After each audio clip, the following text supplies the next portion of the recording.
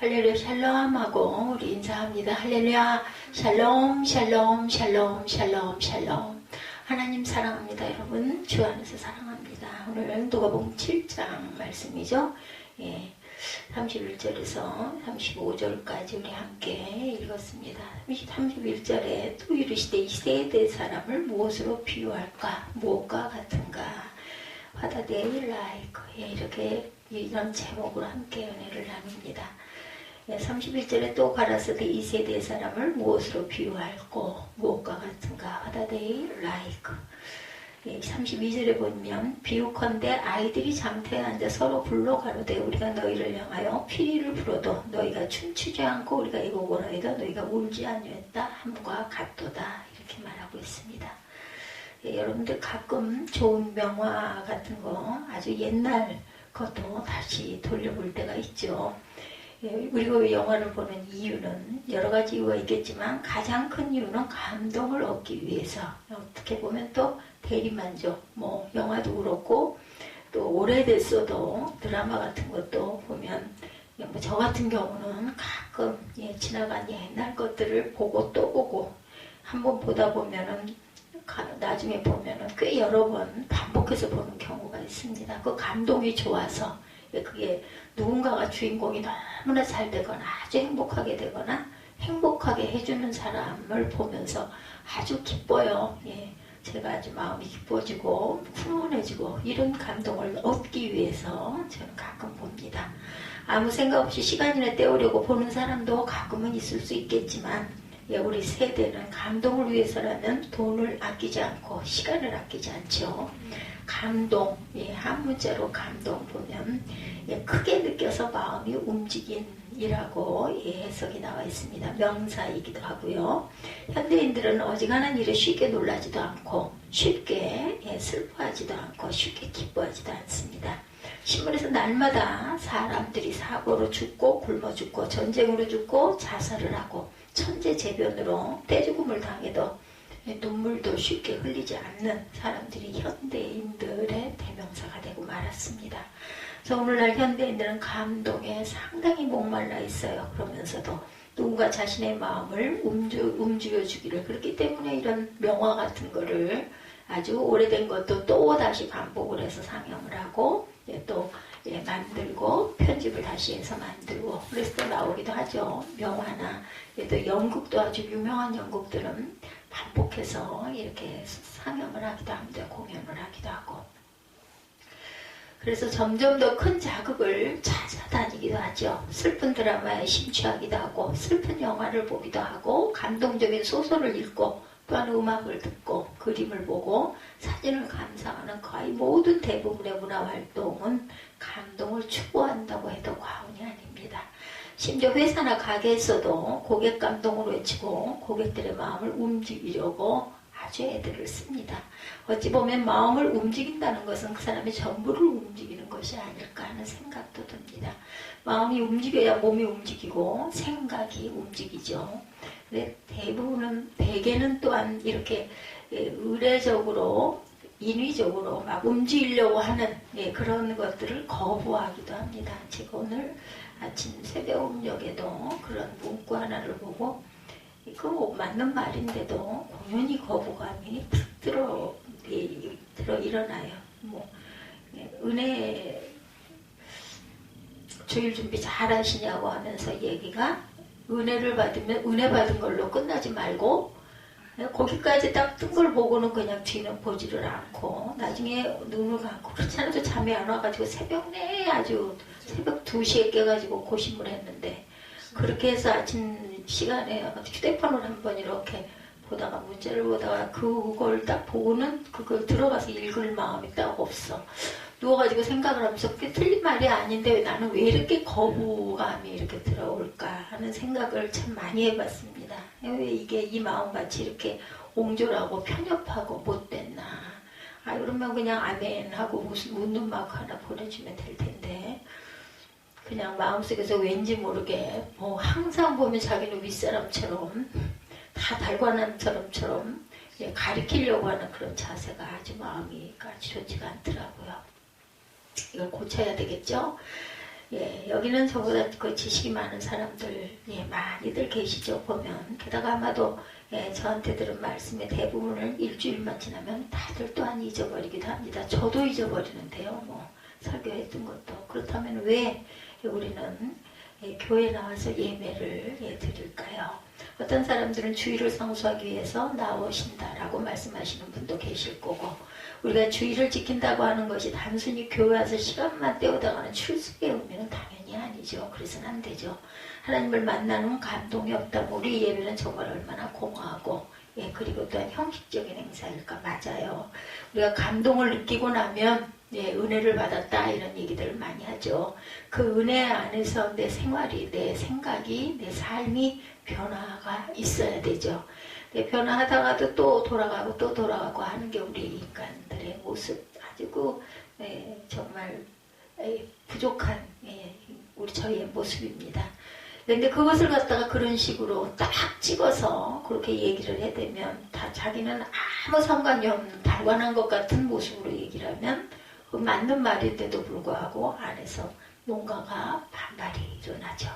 우리의 감성이 너무 무디어지지는 않았는가, 우리의 가슴이 너무 차가워지지는 않았는가, 이런 그 반응이 일어나는 거 보면 그렇지는 않은 것 같습니다. 저는 뿐만 아니라 우리가 지금 세상 사람들이 어떤 감동을 또한 주고는 있는가, 교회는 지금 감동받고 있는가, 감동을 주고 있는가 생각해 봐야 합니다. 뿐만 아니라 우리가 지금 세상 사람들에게 또한 어떤 감동을 조금은 주고 있는가, 예, 또한 감동을 받고는 있는가, 이러저러한 감동에 대한 생각들을 예, 우리가 생각해보고 감정을 정리해봅니다. 우리의 삶을 변화시키고 활력을 주고 힘을 주는 원동력은 바로 우리의 마음을 움직여주는 힘이라고 할 때 우리가 감동에 대해 조금 적극적으로 좀 더 심각하게 생각을 해봐야 될 필요가 있겠다 싶습니다. 우리의 마음을 움직이고 또한 세상의 마음을 움직이는 교회, 그리고 그렇게 하나님의 마음을 움직이는 교회가 되기를 바라는 마음으로 예, 한번 설교를 엮어가 보려고 합니다. 먼저는 성경 말씀을 한번 봅니다. 또 가라사대 이 세대의 사람을 무엇으로 비유하였고 무엇과 같은가, 이렇게 31절에 말씀하고 있죠. 네, 비유컨대 아이들이 장터에 앉아 서로 불로 가려되 우리가 너희를 향하여 피리를 불어도 너희가 춤추지 않고 우리가 애곡을 하여도 너희가 울지 아니하였다 함과 같다라고 말하죠. 예, 아이들이 장터에 앉아 서로 불러 이르되 우리가 너희를 향하여 피리를 불어도 너희가 춤추지 않고 우리가 곡하여도 너희가 울지 아니하였다 함과 같도다.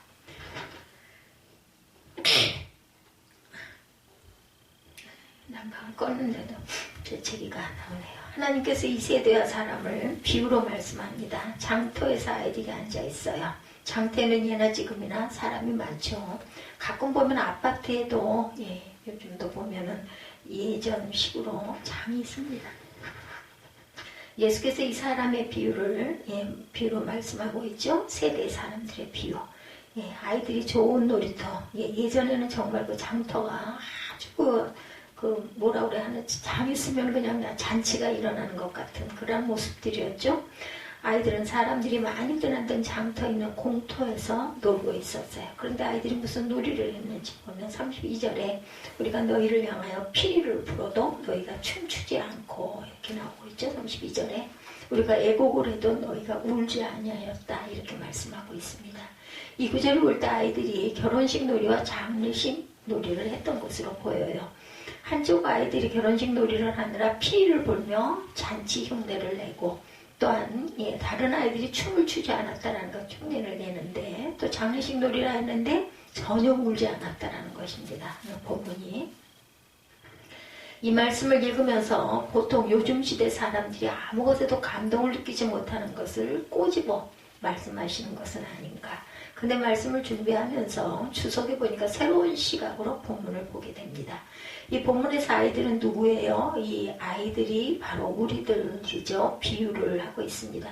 예수님이 아이가 아니라 우리들이 시장에서 노는 아이라는 것이죠. 그래서 다시 한번 보면 아이들은 시장에서 놀이를 합니다. 장례식 놀이도 하고 결혼식 놀이도 하는데 서로 장단을 맞춰주지 않는다라고, 그래서 재미가 없다, 감동이 없다고 말하는 거예요. 잘 생각해보면 결혼식 놀이를 한다고 피리를 보면 아이들이 정말 결혼식 잔치에 참여한 것처럼 신이라서 춤을 출 수가 있겠는가. 장례식 놀이를 한다고 곡하는 흉내를 한다고 해서 정말 눈물이 나오겠는가. 예, 어렸을 때 아이들과 함께 저도 많이 봤습니다. 그 상여 지나가는 흉내를 내면서 놀았던 기억들이 있죠. 또한 예, 결혼식 놀이를 한다고 저는 지금도 아직 그 눈앞에 그 장경이 잘 펼쳐져요. 그 뒤 동산에 무덤 있는 묘지 상서 반일반일한데 거기 위에 올라가서 머리에다가 뒤에 등에다가 이 개나리 가지를 꺾어가지고 꽂고 막 그 춤을 추고 보자기를 뒤에다 딱 묶어서 매죠. 그리고 춤을 췄던 그런 기억이 납니다. 그게 이제 결혼식 놀이에요. 상여는 딸랑딸랑 뭐 개미새끼가 죽었네 딸랑딸랑 노래를 부르면서 예, 그럼 눈물이 나겠어요? 예, 웃음이 나죠. 예. 그렇다고 해서 아무도 정말 슬프게 울지 않았던 기억이 납니다. 흉내만 낸 거예요. 장례식 놀이도. 이렇게 장례식 놀이를 하면서 눈물을 흘린다면 그 아이는 어서 속히 정신병원에 가서 정밀 진단을 받아야 할 것이죠. 그랬다가는 얼마나 놀림감이 되겠어요. 근데 오늘 이 아이들은 서로가 말합니다. 너희들 장단을 안 맞춰주니까 재미가 없다라고 얘기를 하죠. 예, 아이들이 장터에 앉아 서로 불러 이르되 우리가 너희를 향하여 피리를 불어도 너희가 춤추지 않고 우리가 곡하여도 울지 아니하였다 함과 같도다. 세례 요한이 와서 떡도 먹지 아니하며 포도주도 마시지 아니하며 너희 말이 귀신이 들렸다 하더니 인자는 와서 먹고 마시면 너희 말이 보라 먹기를 탐하고 포도주를 즐기는 사람이요 세리와 죄인의 친구로다 하니 지혜는 자기의 모든 자녀로 인하여 온 다음을 얻느니라. 여러분 본문이 상당히 심오하고 난해합니다. 저는 그렇게 느꼈어요. 말씀을 읽으면서. 이 아이는 어디 속히 정신병원에 가야 할 것이다 라고 말할 것이라는 거죠. 예, 그런데 네, 장단을 안 맞춰주니까 재미가 없다라고 말하죠. 이것이 바로 우리 세대의 모습이라는 것입니다. 무엇을 보아도 감동을 받지 않는 세대라는 말을 많이 하지만 쉽게 감동받지 못하죠. 그러나 생각해보면 정말 감동받지 못하는 이유가 무엇인지 생각해봅니다. 아이들이 놀이를 하면서 감동을 받지 못하는 것은 단순히 놀이이기 때문이고 그것이 자신의 삶에 깊숙이 들어와 있는 문제라고 생각하지 않기 때문이죠. 내가 감동받지 못한다는 것은 그것을 내 삶의 전부로 나의 가장 소중한 것으로 여기지 못하기 때문은 아닌가. 성경 말씀이 옳다는 것도 알고 구구절절 옳은 말씀이라고 동의도 하지만 마음이 움직여지지 않는다면 성경이 신문과 다른 점은 무엇일까? 저는 신문을 보면서도 감동을 받는데요. 예. 좋은 이야기들이 실려 있는 것을 요즘에는 좀 발췌를 하기도 합니다. 성경을 읽으면서 어떤 감동을 받으십니까? 성경은 그야말로 감동의 기록들입니다. 하나님께 감동받은 사람들의 가슴 절절한 기록들이 많이 실려 있어요. 오늘날 우리가 성경을 읽으면서 아무 감동이 없다고 하는 것은 성경의 일을 내 일이 아닌 나의 문제가 아닌 다른 사람의 이야기, 나랑 상관없는 이야기라고 생각하기 때문은 아닐까. 성경은 어쩌면 그저 2000년 전 혹은 그보다 더 오래된 옛날에 먼 이스라엘 지역에 썼던 이야기에 불과한지도 모르죠. 그러나 우리가 오늘날 성경을 읽는 것은 성경의 말씀이 바로 오늘 나에게 주는 특별한 메시지를 듣기 위해서죠. 그 속에 보화가 있기 때문입니다. 성경은 우리가 지금 바로 이 자리에서 여러분 한 사람 한 사람에게 말씀하시는 미세한 하나님의 말씀에 귀를 기울일 때야 비로소 우리에게 거룩한 성경이 된다라는 것. 그래서 묵상한다 이렇게 얘기를 합니다. 그냥 성경을 후루룩 읽고 넘어가서는 안 되죠. 뜻을 잘 생각하면서 마음에 새겨봐야 합니다. 여러분이 찬양할 때 어떤 감동을 받으시죠? 감동이 있으시죠? 저는 감동이 있습니다.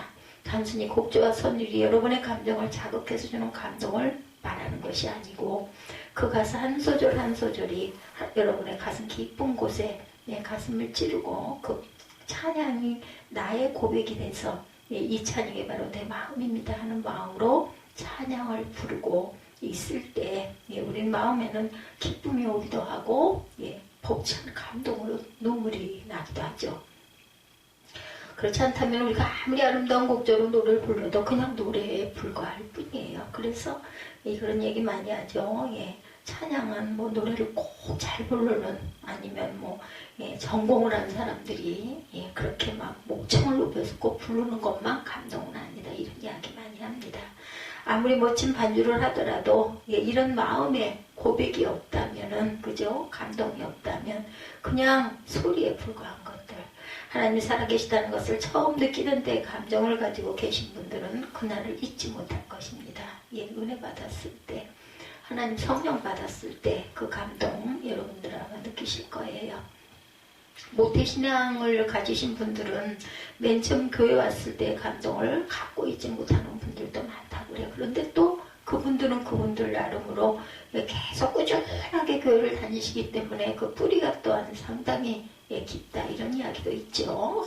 아주 화끈하게 뜨겁게 이런 분들은 모태신앙이 아닌 어떤 무슨 특별한 계기가 있어가지고 은혜를 받거나 또한 성령을 받으신 분들이고, 그렇지 않고 그냥 계속해서 습관처럼 교회를 나가시는 그 모태신앙인 분들은 또 그런 분들이 많아요.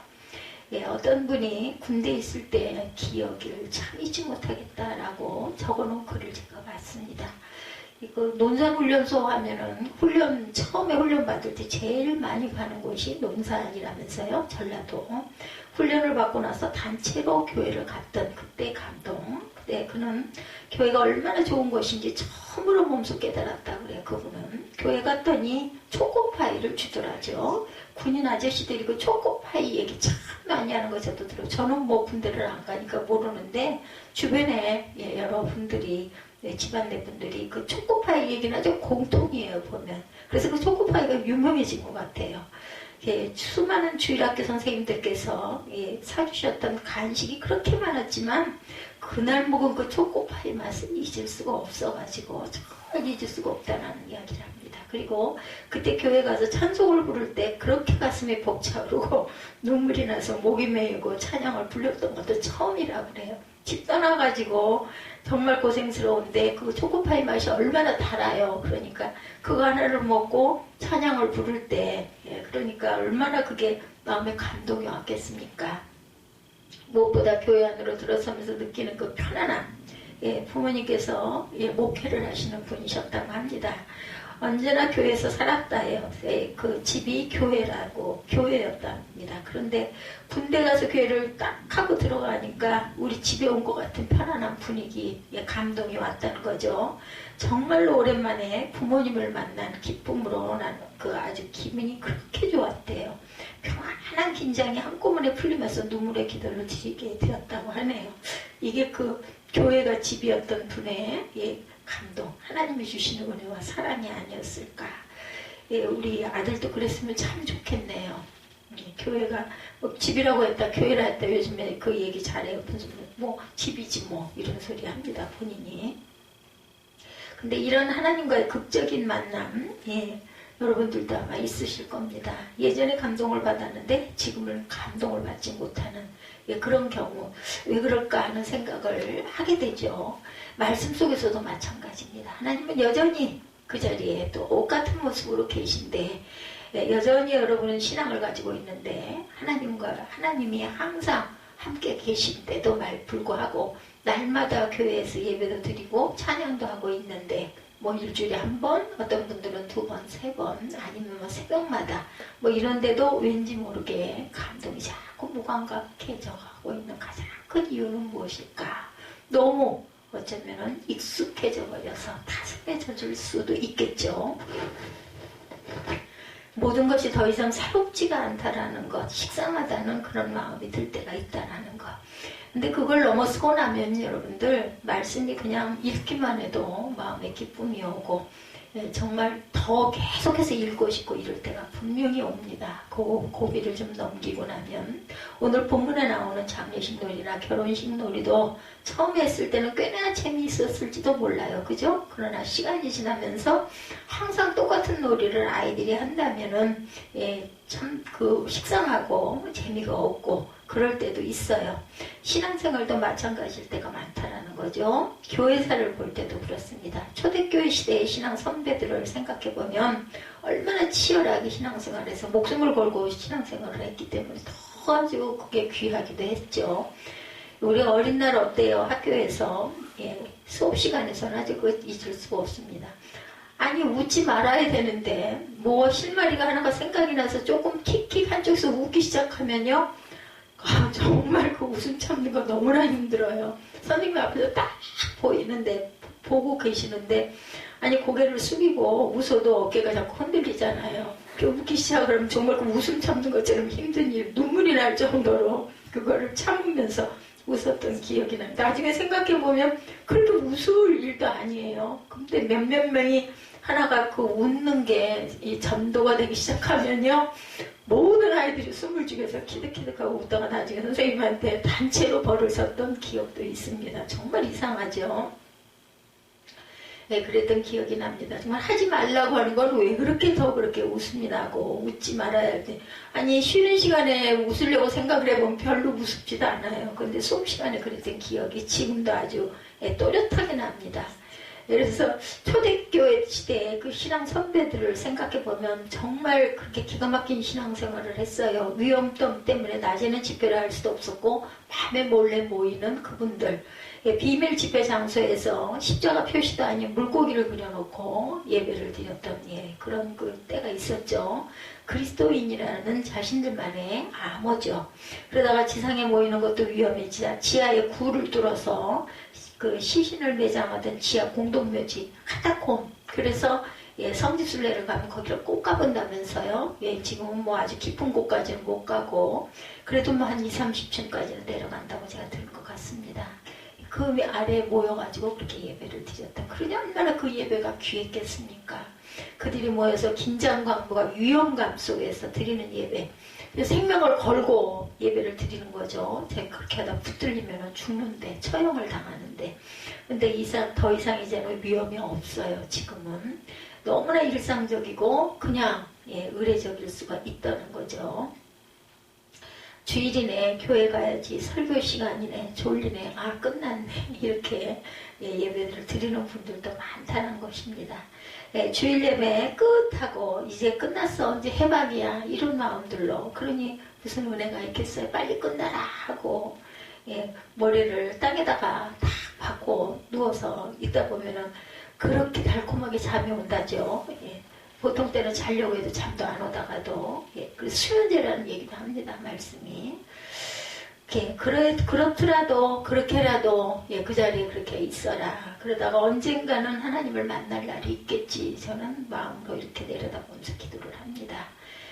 축도만 받으면 주의를 지키는 것도 아니죠. 축도만 그냥 받고 무슨 말을 했는지 무슨 설교였는지도 모르면 그게 무슨 주의를 지키는 거겠어요. 그렇지만 아까 그 군인 아저씨 교회에 들어갔더니 자기 집이기도 했던 그 교회 그렇게 감동이 오고 집에 온 것 같은 느낌 아니겠어요? 그러면서 그렇게 찬양이 기뻤다. 그러면 뭐예요? 귀에 들리는 것은 하나도 없었을지 모르지만 그곳이 정말 이게 내 집이고 내 고향이다 하는 마음이 푸근하게 오다 보니 그 교회에 갔을 때 그 마음이 그 감동으로 왔다라는 거죠. 저는 그것도 큰 귀한 은혜라고 생각을 합니다. 기도를 또한 생각해 봅니다. 얼마나 나는 진지하게 기도를 하나, 내 기도는 과연 얼마나 하나님과 가까이 닿아 있을까. 때때로 입만 열면 기계적으로 나오는 기도들, 가끔은 그래서 그렇게 기도하고 싶지가 않아서 묵상으로 기도를 하거나 내가 삶이 기도가 되게 해주옵소서 하는 그런 기도를 할 때가 저는 있습니다. 아버지시여 하고는 유창하고 빠르게 그 기도를 열심히 많이 하신 분들은 아주 기도들을 잘 하시죠. 그러나 그곳에 내 마음이 과연 그대로 담겨 있을까도 생각해 봐야 한다는 것. 우리가 드리는 그렇지만 안 드리는 것보다는 이렇게라도 기도하는 게 맞다고 저는 생각을 합니다. 우리가 드리는 기도는 너무나 형식적일 때가 많기도 하지만 그래도 입술로 고백하는 거, 안 하는 것보다 안 하기 시작하면요, 입을 열어서 소리가 나게 기도하는 게 어렵습니다. 그렇기 때문에 소리 내서 기도하는 것도 필요합니다. 남을 의식하는 기도도 많이 있기도 하죠. 마음에 없는 기도도 많이 없습니다. 그런데 그런 기도 아무리 아주 기가 막히게 유창하게 기도를 하고 쉬운 얘기로 유식하게 기도한다 하더라도 저 사람 입 바른 기도지 아니면 정말 더듬거리면서 기도를 해도 마음을 토로하는 기도지 우린 금방 알죠. 그래서 뭐 유창하게 좋은 그런 단어 쓰지 않아도 자신 전심을 담아서 기도를 하면은 마음에 와서 닿습니다. 마음에 없는 기도, 마음에 있는 기도는 유창하게 하는 기도만이 꼭 그렇지는 않다라는 것. 하나님은 아셔요. 그래서 우리가 가끔 답답할 때 누군가가 믿어주지 않고 아니면 내가 표현을 잘못할 때 하나님 아시죠? 예, 이렇게 기도할 때도 있죠. 왜 신앙생활에 열정이 없어요? 뜨거움이 없습니까? 예, 왜 좋은 것을 보면 기뻐하지 못하고 왜 나쁜 것을 보면 잘못된 것을 보면 분노하지 못합니까? 왜 슬픈 것을 보면서 슬퍼하지 못하고 아름다운 것을 보면서 찬양하지 못할까요? 우리의 열정은 어디에 갔을까? 우리의 열심은 과연 어디에 숨어 있을까? 바뀌어야 할 때가 아닌가? 우리 신앙생활이 아이들 장터에서 놀이하듯이 그런 시간 때우기나 여가 시간 즐기기가 아닌 좀 더 우리의 삶이 바뀌는 오늘 새벽에 제가 봤던 글처럼 은혜만 받고 끝이지 말고 거기까지만 보고 말았으니까 그 뒤에 얼마나 긴 말이 있는지 뭔지는 모르겠지만 그런 뭐랄까 속에서 올라오는 좀 좋지 않게 느끼는 그런 마음을 비워야 되겠죠. 감동을 회복해야 되고 감동이 회복이 되면 생활이 삶이 조금씩 하나님 보시기에 온전한 모습으로 우리가 자라가겠죠. 서로가 서로를 탓하지 말고 혹시나 성도들이 너무 차가워서 감동을 받지 못해서 원래 그래 하면서 자조적이고 비관적으로 살고 있지는 않은지 꼭 변해가도록 우리가 노력을 해야 되는 것 같습니다. 문제는 우리 교회가 문제가 아니고 나 자신이 문제인 거죠. 말씀이 문제가 아니라 받아들이는 사람들이 그걸 오랫동안 지키고 유지하고 가지 못하는 게 문제이기 때문에 우리는 자주 예배를 드리고 말씀을 반복해서 읽습니다. 그러다 보면 조금씩 바뀌지 않겠어요? 어떤 사람들이 감동을 받을까 한번 생각해 봅니다. 첫째로 삶을 진지하게 생각하는 사람들이 감동을 받겠죠. 감동이란 결국 내 삶을 장난처럼 대충 사는 사람이 아니라 내 순간순간을 뜨겁게 열정적으로 사는 사람만이 느낄 수 있는 선물입니다. 그것을 항상 자신의 인생에 대해서, 이웃에 대해서, 신앙에 대해서, 하나님에 대해서, 사랑과 정의에 대해서 진지하게 생각하는 사람들은 감동을 받습니다. 예배에, 찬송에, 기도에, 신앙생활에 뜨거울 수밖에 없겠죠. 아무 생각 없이 왔다 갔다 하는 사람, 인생의 목표도 없고 이루고자 하는 소망도 없고 간절히 소망하는 것도 없는 사람들, 그렇게 몸이 건조하게 하루하루를 살아가는 사람들에게는 깜짝 놀랄 것도 없고, 그렇죠? 새로운 도전도 없고 눈물 흘릴 일도 없습니다. 순간 눈물만 흘렸지 변화된 게 없어 이더라도 눈물 흘릴 줄 아는 그런 마음밭이 중요합니다. 단 한 번뿐인 인생 후회 없이 살아보자는 사람, 인생의 의미에 대해서, 예배의 의미에 대해서, 삶의 목적에 대해서 매 순간순간 정신을 차리고 두 눈을 똑바로 뜨고 사는 사람들은 마음속에 열정을 품고 있고 그 불씨가 혹여 아직 겉으로 드러나지 않았다 하더라도 계속 두드리다 보면 어느 순간 터져 나올 때가 있지 않겠어요? 용암을 품고 있는 그런 그 휴화산도 계속해서 자극이 주어지면 언젠가는 활화산이 된다라는 것. 그렇기 때문에 우리는 말씀으로 계속 두들기고 또 듣고 합니다. 그리고 그런 열정을 가진 사람들은 순간순간 하나님이 주신 은혜에 감동을 하죠. 크고 작게 자신들에게 주어진 모든 것들에게 감사하고 감동합니다. 그래서 우리가 감사 노트 이렇게 자주 써보자 이런 이야기를 많이 하죠. 둘째, 기대감 있는 사람들은 감동을 받습니다. 무슨 기대가 있으셨습니까? 오늘 18일 이제 한 주일만 있으면 성탄절인데 오늘 이 주일 교회 나오시면서 어떤 생각을 하고 나오셨습니까? 오늘 말씀을 듣게 될까, 어떤 말씀을 들을까 기대된다고 하고 맨 앞자리에서 눈을 초롱초롱 뜨고 계신 분들은 틀림없이 은혜를 받으시죠. 그래서 맨 앞자리는 금자리라는 이야기들을 많이 합니다. 항상 맨 뒷자리에서 눈 감고 팔짱 끼고 시간 때우기로 앉아있으면은 소리가 아무것도 안 들리죠. 다른 생각을 하고 있거나 요즘에는 또 휴대폰들 만지고 고개 숙이고 앉아가지고 그 들여다보는 그런 경우들도 많습니다. 그럼 말씀이 들어올 리가 없죠. 자세가 중요합니다. 기대감은 아직 오지 않은 미래를 현재의 것으로 만드는 힘이 있다라는 것. 기대감은 희미하고 불확실한 것들을 확실하게 해주는 힘이 있습니다. 아직 선포되지 않은 말씀에도 뜨겁게 반응할 준비가 되어 있는 사람은 이미 그 말씀과 함께 있는 사람이라는 것. 아직 응답되지 않은 기도에도 감사하고 있는 사람은 그 기도에 응답받은 사람들이라는 것. 그렇게 무언가 간절하게 바라고 기다리는 사람은 분명히 감동을 받을 수밖에 없죠. 세 번째로 사랑하는 사람들은 감동을 받습니다. 예, 사랑을 하면 뭐 예뻐져요 이런 얘기 많이 하죠. 이런 것처럼 사랑을 하게 되면 감정이 살아서 움직이게 되죠. 예, 아무것도 아닌데 아무 일도 아닌데 단지 사랑한다는 이유로 감동이 되게 된다는 것. 하나님께서 나를 사랑하신다는 그 사실이 나에게 감동을 줍니다. 내가 그분을 사랑한다는 사실이 또 감동이 되죠. 다른 건 필요가 없어요. 초가상간에 살아도 사랑하는 사람과 함께 한다면 행복할 수 있듯이 사랑한다면 모든 것이 감동이 되죠. 예, 곰보가 보조개를 모이고 코 고는 소리가 자장가로 들리게 된다는 거예요. 아무리 못생겼어도 사랑을 하면 모든 게 다 예뻐 보이죠. 여러분은 사랑하는 자녀가 만약 노래를 한다면 그 노래가 설령 음정이나 박자가 전혀 맞지 않더라도 감동을 받을 것이죠. 하물며 사랑하는 하나님께서 나를 사랑하신다는데 그분께서 나와 함께 하신다는데 그 사랑이 진짜 사랑이라면 감동받지 않을 수가 있겠는가. 역으로 말하면 감동이 없다는 것은 삶을 진지하게 대하지 않고 기대감이 없고 사랑이 없다라는 것이라는 것입니다. 이제 우리의 삶을, 우리의 믿음을, 우리의 신앙생활을 좀 더 활력있고 생명력 있게 만들기 위해서 우리의 예배가 살아있고 우리의 기도가 우리의 찬양이 살아있게 하기 위하여 감동을 회복해야 되겠죠. 감동을 회복한다고 할 때 누가 회복해야 해요? 감동이 없는 예배의 잘못이 누구예요? 많은 사람들이 감동이 없는 예배의 잘못을 다른 사람에게 돌립니다.